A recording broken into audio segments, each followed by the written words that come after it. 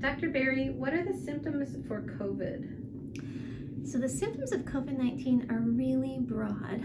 There are a lot of different symptoms that can mean that you have COVID-19. I think the key thing to know is that if you feel sick at all, you could have COVID-19, and it's important to get tested. Now that it's much more likely that you have COVID-19 if you're unvaccinated, but even if you are vaccinated, if you feel sick, it's really important to get tested right away and to not go to work or school until you know if you have COVID-19. There are a bunch of different ways to get tested these days. You can get tested at your doctor's office, at the pharmacy, you can get take-home COVID tests, but either way, before you go anywhere else, if you're feeling sick, it's important to get tested for COVID-19. The symptoms of COVID-19 include cough, fever, shortness of breath, a sore throat, headache, GI symptoms like nausea or vomiting or diarrhea, fatigue, muscle aches, and a sudden loss of taste and smell.